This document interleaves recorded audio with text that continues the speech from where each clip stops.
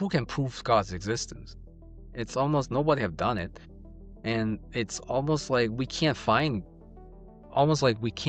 it in the world that we live in.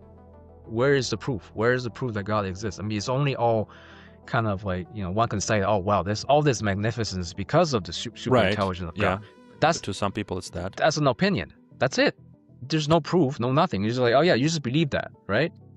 So what would the proof be, though? Like, There is what no would- proof. You can't do it. What would it be, though? You there's no, I mean, who's gonna say it, and what entity is it gonna tell you that, right? Because we seem from our limited perspectives as humans, and we cannot see it, we cannot find it. There's nothing in Then- our This is where, like, I kind of understand faith then, because essentially people, you gave up and just say it's not really giving up. They kind of almost, I guess, see it as a logical conclusion. The fact that it can only be explained by God's existence. You know what I mean? Because there's nothing else that can answer this question. So de But, facto, yeah. this is the answer. but they don't know that, right? So that's what comes down back to this, where sometimes it is kind of frustrating, because when it comes to belief and all this, it's like there's not much you can say about it other than, well, okay, you believe that. It's Okay. just a choice at that point, right?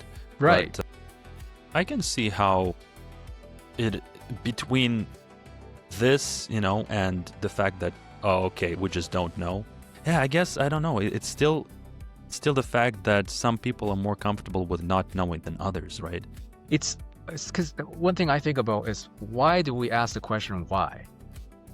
It's like, what do you want to know? Like, why is it that we want to know? Why is it like, oh, does it have to have a reason? But because the questions exist, because I we're think curious. That's about it. That's all because we're curious. Like, we think that the world works under certain rationales, right? So meaning that, oh, if this happened because of this, and that must mean there's something else beyond that, right? It's like, It's kind of like the magic tricks, because you can watch magic and you can just be fascinated with it, but you can also find out how the magic is made, and then the magic is gone, because then you just see the Right. mechanism behind it. And it's got to be something similar to that, because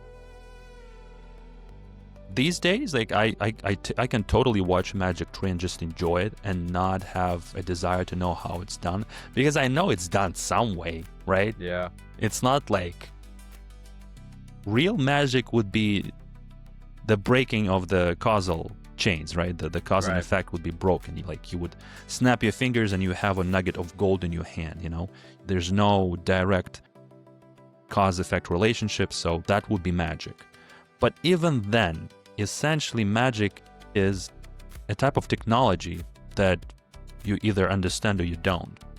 Because, as we talked about before, all the technology that we have these days is magic to people who lived, 50 years ago. yeah. It's just a kind of way of the world where the manipulation of the physical realities, that because we are performing magic in the modern day, right? Like, we have been doing this for a long time with the Industrial Revolution. Every new kind of technological advance that we make is basically magic. We're trying to transmutate some property of the world and turn it into something else. Right, control the elements.